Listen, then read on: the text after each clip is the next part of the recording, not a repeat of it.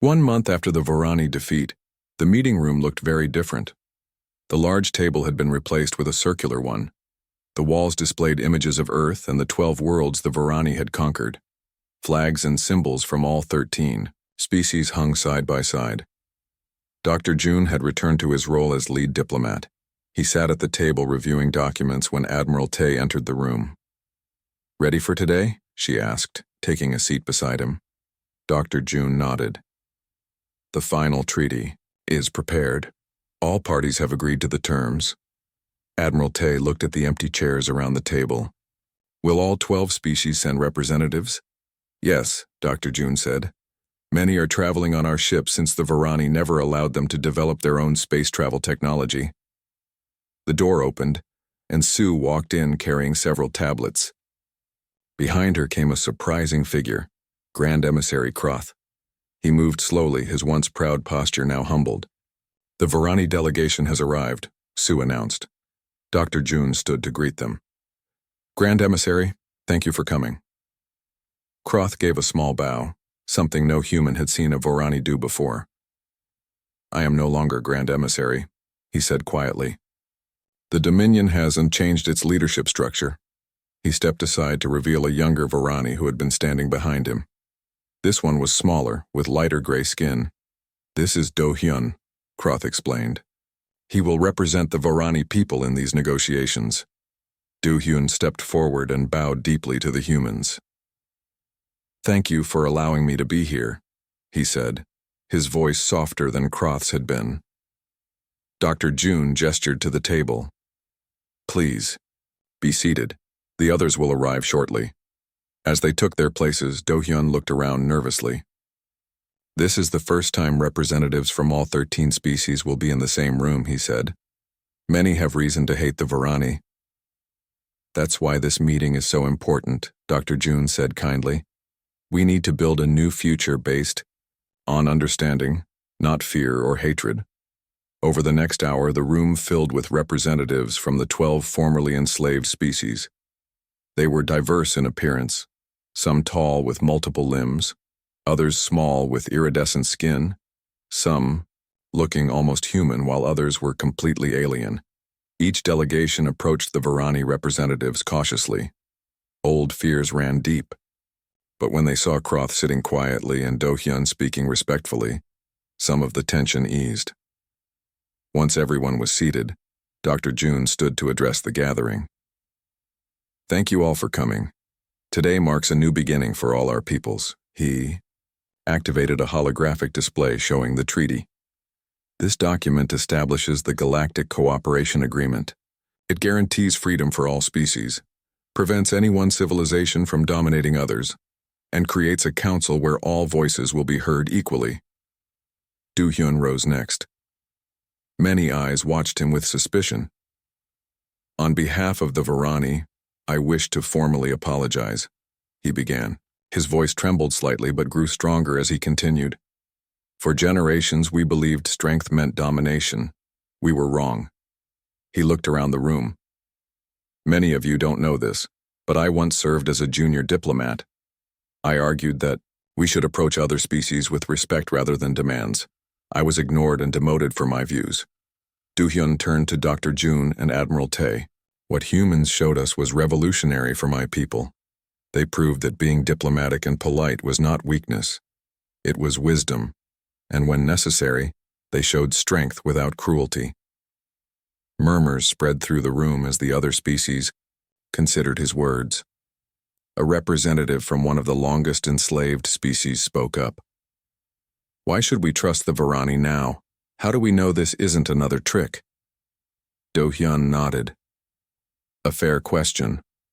Actions must prove our sincerity. As the treaty states, the Varani have already begun dismantling our weapons of war. We are opening our technologies to all species, and we've pledged resources to rebuild the worlds we damaged." Admiral Tay stood next. "Additionally, Earth will be establishing monitoring stations throughout the former Varani territory. Any aggressive actions will be detected and responded to immediately." This seemed to satisfy most of the delegates. One by one, representatives from each species approached the treaty and added their signatures or marks. When all had signed, Dr. June declared, "The Galactic Cooperation Agreement is now in effect." The mood in the room lightened. Delegations that had been wary of each other began to mingle and talk. For some, it was the first free conversation they had experienced with other species. Du Hyun approached Admiral Tae, who stood watching the interactions. "May I ask you something?" he said hesitantly. Admiral Tae nodded. "Of course. Our scientists have studied your technology since the battle," Do Hyun said. "They believe you could have completely destroyed our fleet, not just disabled it. Why didn't you?" Admiral Tae considered the question carefully. "Destruction is easy. Building something new is harder, but better." She looked around the room. "Look at what's happening here. If we had destroyed your ships and killed your people, we would have just continued the cycle of violence. Instead, we have a chance for something different." Du Hyun seemed to think about this. "On my world, showing restraint was seen as weakness. Our harsh environment killed any who hesitated." "Earth has harsh environments too," Admiral Tae replied. "But we learned that cooperation often achieves more than competition. That's the difference." Later, as the meeting was ending, Dr. June found himself standing with Admiral Tae and Sue, watching the various delegations departing together. "I never expected this outcome when I first met the Varani," Dr. June admitted. Sue nodded. "I thought, we were preparing for war, not peace." "Peace was always the goal," Admiral Tae said. "We just needed to speak in a language the Varani would understand first." They watched as Do Hyun spoke with representatives from several formerly enslaved worlds. Already plans were being made for cultural exchanges and joint scientific projects. "Reports from the freed worlds are encouraging," Dr. June said. "Already there are uprisings against the remaining Varani control systems. The news of what happened here is spreading." "And the Varani?" Sue asked. "Do you think they've really changed?" They looked at Do Hyun, who was listening intently to an elder from one of the oldest enslaved species. "Some have," Admiral Tae said. "That's a start." As the room emptied, Do Hyun approached the three humans. He bowed deeply. "Thank you," he said simply. "You've changed the course of galactic history." "We all have," Dr. June replied with a warm smile. Do Hyun looked at Admiral Tae. "I've been studying human languages. You have a saying I find fascinating. Speak softly and carry a big stick. Is this the essence of humanity?" Admiral Tae smiled. "Perhaps. We prefer diplomacy and kindness, but we're always prepared to defend ourselves and others if needed." "I understand now," Do Hyun said thoughtfully. "Humanity prefers to keep its politeness mode on. But make no mistake, that's always your choice, never your limitation." Admiral Tae nodded, pleased that he truly understood. "Exactly," she said. "And that's a lesson the galaxy won't soon forget." The hour passed slowly. In the meeting room, Admiral Tae waited calmly while the Varani whispered among themselves. Sue remained at her station, monitoring the status of Earth's defenses on her screen. Finally, Grand Emissary Croth turned back to face Admiral Tae. "We reject your terms," Croth announced. "The Varani Dominion does not bow to lesser species. We have decided to make an example of Earth." Admiral Tae showed no surprise. "I see. That is your final decision?" "It is," Croth said firmly. "Our main fleet has already received orders to begin the attack. Your defenses may disable a few of our ships, but we have hundreds more. You cannot stop us all." Admiral Tae nodded. "You're right about one thing. We can't stop all your ships with our guardians alone." She paused. "That's why we have other measures in place." Before Croth could respond, Sue called out, "Admiral, the Varani fleet is moving into attack formation. Energy readings show they're charging weapons." The holographic display in the center of the room shifted to show the Varani ships surrounding Earth. Red warning lights flashed as the alien vessels began to power up their weapon systems. "So it begins," Admiral Tae said quietly. She turned to Sue. "Activate Protocol Shield." Sue pressed a sequence of buttons on her console. Protocol Shield activated. On the display, thousands of new objects appeared in Earth's orbit. far more than the few hundred Guardians they had revealed earlier. These new devices formed a glowing web around the planet. The second emissary, Vex, laughed. More of your tiny Guardians? They cannot stop our main weapons. Those aren't Guardians, Admiral Tay said calmly. That's our planetary defense shield. On the display, the first wave of Varani ships fired their weapons. Brilliant beams of energy shot toward Earth, only to dissipate harmlessly against the glowing web. Croth stepped back in shock. Impossible. No species at your level of development has shield technology that advanced. Admiral Tay smiled slightly. As I said before, you've made incorrect assumptions about our level of development. The display showed the Varani ships firing again and again, each blast absorbed by Earth's shield. Meanwhile, the Guardians moved into position around the alien vessels.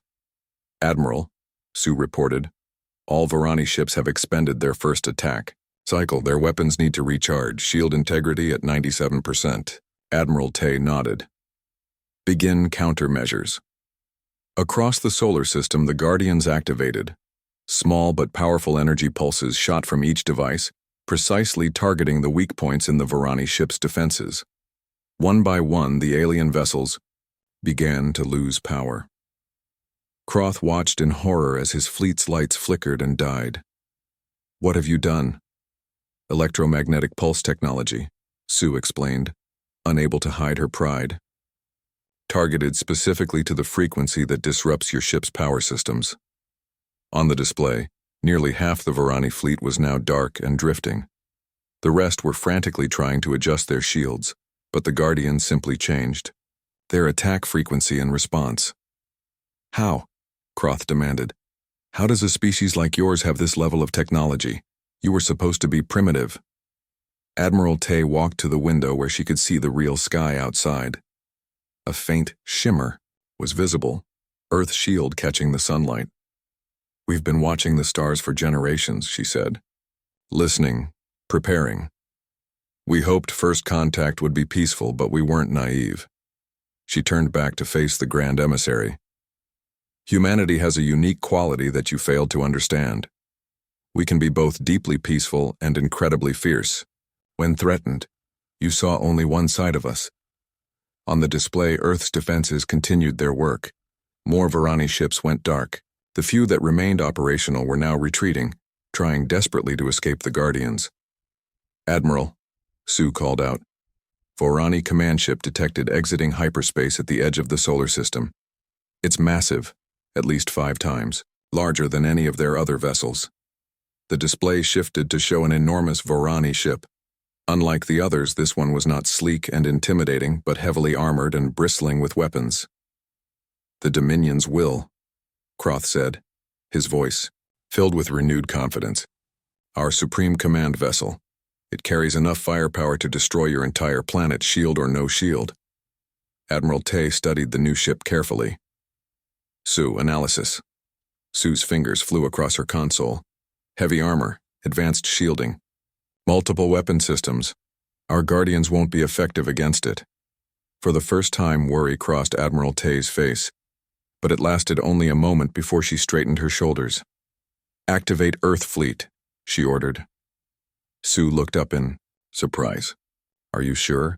They haven't completed all their training. We have no choice, Admiral Tay said firmly. Send the signal. Sue pressed a sequence of buttons. For a moment, nothing happened.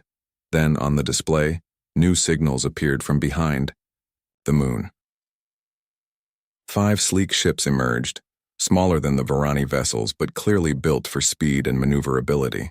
They moved in perfect formation, heading directly for the Dominion's will. Croth stared at the display.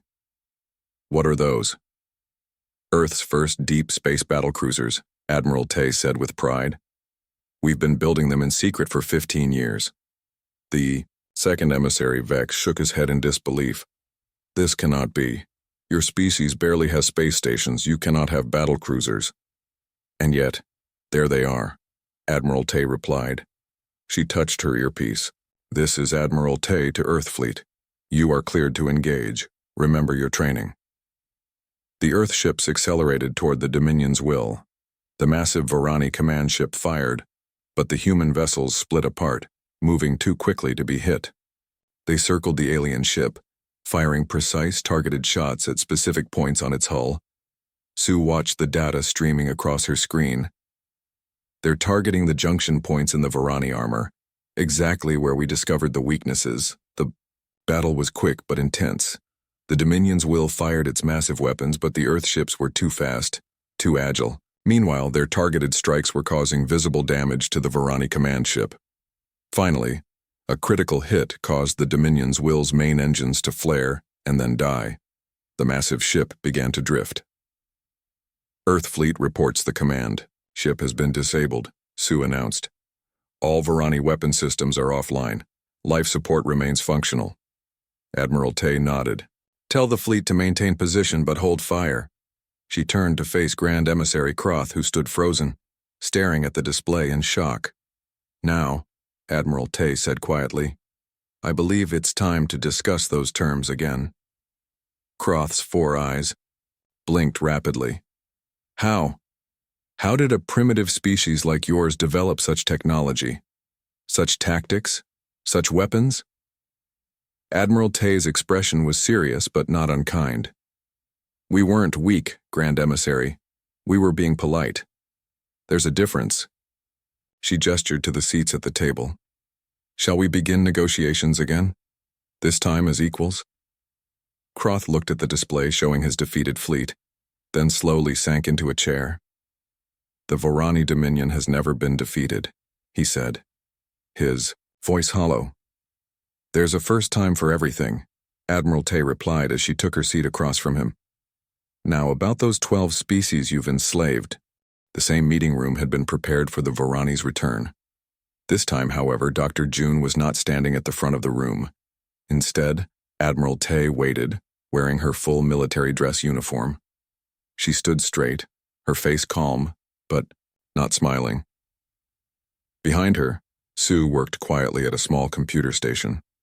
She wore a simple black suit rather than her usual lab coat, looking more like a government official than a scientist. They're entering the building, Sue said without looking up from her screen. Admiral Tay nodded. Are we ready? Everything is in position, Sue confirmed. Just waiting for your signal. The doors opened, and Grand Emissary Croth entered with 2 other Varani. They paused when they saw Admiral Tay instead of Dr. June. Where is the diplomat? Croth demanded. Admiral Tay stepped forward. Dr. June has been reassigned. I am Admiral Tay of Earth's Defense Forces. I will be handling this meeting. The Varani made that strange sound again, the one like hollow laughter. Your planet sends a soldier to discuss surrender? Croth said. How unusual. We're not here to discuss surrender, Admiral Tay said calmly. The Grand Emissary's 4 eyes blinked in sequence. Then you're wasting our time. Your deadline expires tomorrow. We expected your acceptance of our terms. Admiral Tay gestured to the table. Please sit. We have a counter-proposal to discuss. Croth hesitated, then moved to the table with the other Varani. A counter-proposal is meaningless. You have no leverage. I think you'll find that's not true, Admiral Tay said as she took her seat across from them. Sue, please bring up the files. Sue pressed a button, and a holographic display appeared above the table. It showed images of Varani ships, not just the 12 visible in Earth's orbit, but dozens more hidden throughout the solar system. These are your ships, Admiral Tay said. All 47 of them, including the ones you thought we couldn't detect behind Jupiter and in the asteroid belt. For the first time, the Grand Emissary looked surprised. How did you— That's not important, Admiral Tay interrupted. What is important is what else we know. The display changed, showing detailed schematics of Varani ship systems. Your main engines use a plasma containment system that becomes unstable when exposed to specific electromagnetic frequencies. Admiral Tay continued. Your weapons require a 15-second charge cycle before firing, and your shields have a blind spot directly above the command center. The second emissary, Vex, leaned toward Croth and spoke in a harsh whisper. They shouldn't have this information. It's impossible. Admiral Tay smiled slightly. Nothing is impossible, Second Emissary Vex. We've been studying you since your ships first entered our solar system 3 months ago. The holographic display changed again, now showing images of 12 different alien species. These are the civilizations you conquered, Admiral Tay said. The Meltari, the Ji, the Iridians, and 9 others, all peaceful, all diplomatic, all now serving as slave labor in your mining operations. Kroth's posture became rigid. How do you know of them? We have our ways, Admiral Tay said simply. We also know that you followed the same pattern with each species. You demanded their resources, you threatened them, and when they tried to negotiate peacefully, you attacked. She leaned forward. You assumed we would be victim number 13. You were wrong. Kroth stood suddenly, towering over the table. Enough of this. Your knowledge changes nothing. Our ships still surround your planet. Our weapons can still destroy your cities. You will submit or be destroyed. Admiral Tay remained seated, perfectly calm. No, we won't. She nodded to Sue, who pressed another button on her console. The holographic display changed again to show a live feed from space. Around each Varani ship, small objects had appeared. Hundreds of them, surrounding the alien vessels in tight formations. What are those? Kroth demanded. Those, Admiral Tay said, are what we call Guardians. Small autonomous defense platforms. Each one is capable of disabling a ship 10 times its size. The Grand Emissary's eyes narrowed. This is a trick. Your species doesn't have this technology. You assumed we didn't, Admiral Tay corrected, just as you assumed our politeness meant weakness. Both assumptions were incorrect. She stood now, matching Kroth's stance. Here is Earth's counterproposal. You will leave our solar system.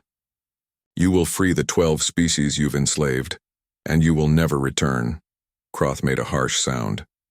You dare to make demands? We will destroy your planet before accepting such terms. Admiral Tay's expression hardened. If you attempt to attack Earth, or if you refuse our terms, we will disable every ship in your fleet. We have already positioned our Guardians. They're waiting for my command. You're bluffing, Vex said. Humans don't have the will to attack first. You're too soft, too concerned with fairness and peace. Admiral Tay looked at the second emissary with cold eyes. We thought you might say that. She turned to Sue and nodded. Politeness mode, deactivated. Sue pressed a button on her console. On the holographic display, one of the Guardians near, a Varani scout ship flashed briefly. A moment later, the scout ship's lights flickered and went dark. That was a demonstration, Admiral Tay explained. The crew is unharmed, but their ship is now completely disabled. No weapons, no engines, no communications, just life support. Kroth stared at the display in disbelief. One small ship means nothing. Our fleet will still crush you. Will it? Admiral Tay asked. She gestured to the display, which zoomed out to show the entire solar system. Red dots appeared everywhere, hundreds of them surrounding not just Earth but key points throughout the system. These are our defense installations, Admiral Tay said. Some in orbit, some on the moon, some hidden in the asteroid belt. All targeting your ships, all ready to fire. She looked directly at the Grand Emissary. We've been preparing for this possibility for decades. We hoped for peace.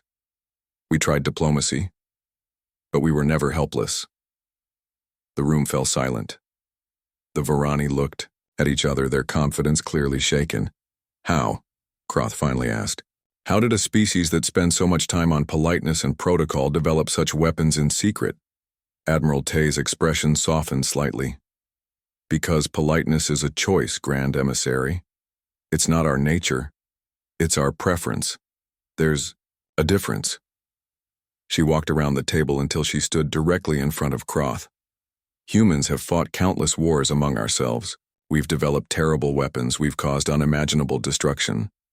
And then we chose a different path. We chose cooperation, diplomacy, peace. Her voice grew harder. But we never forgot how to fight. Kroth looked down at the human, seeing her differently now. And if we refuse your terms? Admiral Tay's answer was simple. Then you'll learn exactly what humanity is capable of when our politeness mode is turned off. She turned back to the display. You have 1 hour to decide. Use it wisely. As the Varani huddled together in urgent conversation, Admiral Tay walked over to Sue's station. Are the ships really ready? She asked quietly. Sue nodded. Every Guardian is operational. Earth fleet is on standby. We're ready for whatever they decide. Admiral Tay looked back at the Varani. For the first time, the aliens seemed uncertain, even afraid. Let's hope they make the right choice, she said. But if they don't... She looked at the display showing Earth's defenses. We'll show them why it's never wise to mistake politeness for weakness. Admiral Tay stood before the wall-sized screen, her arms crossed as she studied the images of the Varani ships. They hung in Earth's orbit like dark shadows against the stars. There were 12 of them, each larger than anything humans had ever built. They're just sitting there, she said, watching us. General Park nodded beside her. They think we're weak, that we'll just give up. The door to the command center slid open, and Dr. June walked in. He looked tired. It had been 3 days since the first meeting with the Varani, and he had spent every hour since then in emergency meetings with Earth's leaders. Admiral Tay, he said with a small bow. Thank you for coming so quickly. Admiral Tay turned from the screen. Unlike Dr. June in his formal suit, she wore a simple military uniform with minimal decorations despite her high rank. The United Council has made a decision, she asked. Dr. June nodded. They have. They want to hear your assessment first. Admiral Tay gestured to a nearby table covered with data tablets. Please sit. When they were all seated, Admiral Tay activated a holographic display in the center of the table. It showed detailed scans of the Varani ships. My team has been analyzing everything we can, she said. The Varani technology is advanced, but not as advanced as they want us to believe. Dr. June leaned forward with interest. What do you mean? Their ships are impressive, yes, Admiral Tay explained, but they're designed to intimidate rather than for pure function. They're wasteful, showy. She swiped to different images. And they're old, at least 30 years old based on the wear patterns we can detect. General Park tapped one of the images. We've also picked up their communications. They're arrogant, overconfident. They talk about us like we're already defeated. Dr. June frowned. The Grand Emissary said they've conquered 12 other species this way. Could they really have done that with outdated ships? Admiral Tay nodded slowly. Yes, if those species were truly as peaceful as the Varani believe we are. She looked directly at Dr. June. But we're not just peaceful, are we? We choose peace. There's a difference. The door opened again, and a young woman walked in. She carried a small case and wore a lab coat with the name Sue on the pocket. Sorry I'm late, she said. The final tests took longer than expected. Admiral Tay gestured to an empty chair. Dr. June, this is Sue. She heads our Special Technologies division. Dr. June looked surprised. I wasn't aware of this division. Few people are, Admiral Tay said.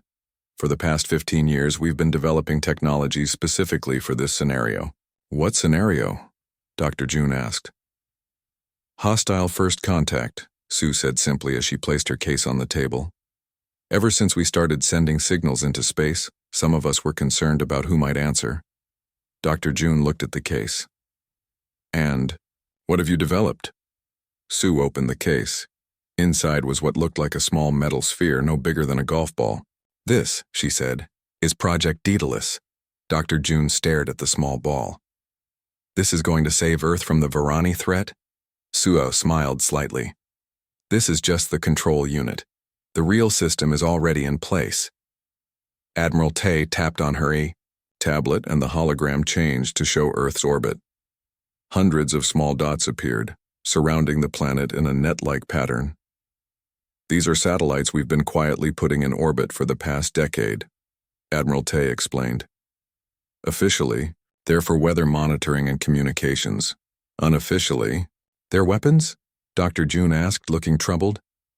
Defensive systems, Sue corrected. Designed to neutralize threats without causing excessive damage. We've studied every known form of advanced propulsion and weapons technology from theoretical physics. We built defenses for all of them, General Park added. We've also been running simulations based on what little we know about the Varani.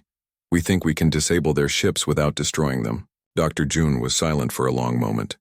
Then he said, "The United Council is divided. Half want to accept the Varani terms to avoid any chance of war. They're afraid." "And the other half?" Admiral Tay asked. "They want to fight," Dr. June said, "but they fear we don't have the technology to win."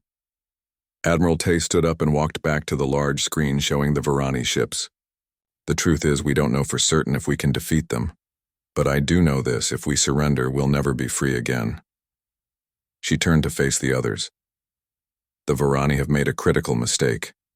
They believe that because we're polite, because we seek peace, we must be weak. They don't understand that humanity's history is not just one of diplomacy, but also of fierce defense when threatened." Dr. June nodded slowly. "You're suggesting we show them the other side of humanity?" "Exactly," Admiral Tay said. "We've been in polite mode. The Varani mistook our courtesy for weakness. Perhaps it's time they met humanity with the politeness filter turned off." The room was quiet as everyone considered her words. Finally, Dr. June said, "I'll tell the Council you believe we should fight." "Not just fight," Admiral Tay corrected. "We should respond in a way the Varani won't expect.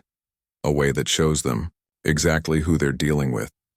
She brought up a new image on the screen, a detailed plan with the title, Operation Switch Off. "We let them think we'll surrender," she explained. "We let them get comfortable, overconfident, and then—" Sue held up the small metal sphere. "We show them what humanity is really capable of." Dr. June studied the plan. "This is risky. If it fails, Earth could be destroyed." "And if we do nothing?" General Park asked. "If we surrender?" "Then we become victim number 13, Admiral Tay said. "I, for one, prefer to take the risk." Dr. June stood, his decision made. "I'll support this plan to the Council, but we'll need to move quickly. The Varani only gave us 30 days. As Dr. June turned to leave, Sue called after him. "Dr. June, can I ask you something?" He paused. "Of course." "During your meeting with the Varani, did they seem to know about our military capabilities, our technology?" Dr. June thought back to the meeting. "No, they seemed to think we were completely defenseless, that we had no real weapons or space combat experience." Sue smiled. "Good. That's exactly what we want them to think." After Dr. June left, Admiral Tay turned to the others. "We have work to do. General Park, I need your best pilots ready for the specialized training we discussed. So, how soon can the system be fully operational?" 3 weeks, Sue replied. "Maybe less if we work around the clock." Admiral Tay nodded. "That should be enough time." She looked back at the screen showing the Varani ships hanging in orbit. "They think they've seen everything humanity has to offer. They have no idea what's coming." Outside the command center, new intelligence reports arrived showing that the Varani had already begun moving more ships into the solar system.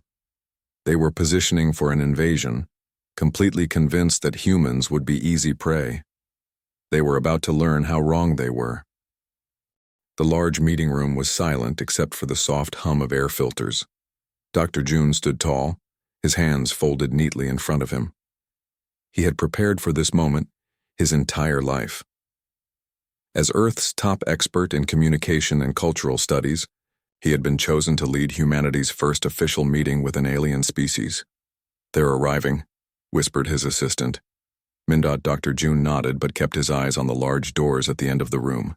He had memorized the greeting protocols developed by Earth's United Governments. His team had spent months studying the limited information they had about the Varani. This meeting would shape humanity's future among the stars. The doors slid open. 3 tall figures entered, each nearly 7 feet tall with smooth gray skin that seemed to shimmer under the lights. Their 4 eyes, 2 large ones and 2 smaller ones above, scanned the room with quick movements. "Welcome to Earth," Dr. June said with a perfect bow. exactly 30 degrees as their research suggested would show respect without submission. I am Dr. June, Earth's head diplomat. We are honored by your presence. The tallest Varani stepped forward. Unlike the others who wore simple silver suits, this one was dressed in elaborate robes with symbols that seemed to move and shift. I'm Grand Emissary Croth of the Varani Dominion, the alien said through a translation device on its chest. Its voice sounded flat and cold. We have traveled far to meet your species. Dr. June smiled warmly. Please be seated. We have prepared refreshments suitable for your biology. The Grand Emissary made a sound that the translator didn't catch. The other Varani seemed to twitch in response. We do not require your hospitality, Croth said. Let us proceed with matters of importance. Dr. June maintained his smile despite the rudeness. First contact would naturally have awkward moments. Of course, we are eager to establish friendly relations between our worlds. The Varani took their seats across the table. Their movements were stiff, almost mechanical. We have observed your planet for some time, Croth said. Your civilization is young, primitive by our standards. One of the human assistants shifted uncomfortably, but Dr. June gave a small nod to keep everyone calm. We have much to learn, Dr. June agreed pleasantly. We hope this meeting begins a relationship where both our species can benefit from exchange. The Grand Emissary placed a small device on the table. It projected a holographic document into the air. These are our terms, Croth said bluntly. The Varani Dominion requires access to your planet's resources. In exchange, we will not destroy your civilization. The temperature in the room seemed to drop. Dr. June kept his expression neutral, though his heart had begun to race. Perhaps there has been a translation error, he said carefully. We were hoping to discuss cultural exchange, scientific cooperation, and peaceful trade. The Grand Emissary's 4 eyes blinked in sequence. There is no error. Your planet has valuable minerals and biological materials. We require them. You will provide them. Dr. June studied the holographic document. It detailed how Earth would need to deliver massive amounts of rare metals, water, and even biological samples, including humans, for research purposes. In return, the Varani would simply not attack Earth. This is not a fair agreement, Doctor, June said, keeping his voice level. We came to discuss a partnership of equals. The Varani made that strange sound again. Something like laughter, but hollow. Equals, Croth said. Your species has barely left its own solar system. You have no meaningful weapons, no standing in the galactic community. You are not equals. Doctor, June took a deep breath. With respect, Grand Emissary, we cannot accept these terms. Perhaps we could suggest alternatives that would benefit both our peoples. The second Varani leaned forward. They speak of alternatives when they have no power, it said to Croth, not bothering to hide its contempt. How amusing these humans are. Croth nodded. Indeed, Second Emissary Vex. They behave like the others did. Always polite. Always hoping. For fairness. Dr. June felt a chill run down his spine. Others? You have met other species? 12, said Croth, sounding proud. All now serve the Dominion. All began as you do now, with politeness and talk of fairness. Min, who had been silently taking notes, spoke up despite protocol. And what happened to these other species? The Grand Emissary's eyes fixed on Min.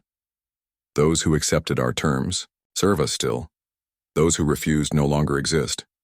Dr. June maintained his composure despite the clear threat. The people of Earth value diplomatic solutions. We believe we can find common ground. Your politeness is weakness, Croth said flatly. We have studied your broadcasts, your history. Humans apologize when bumped into. You say please, and thank you for the smallest things. You compromise even when you should not. Politeness is not weakness, Dr. June countered. It is a choice based on respect.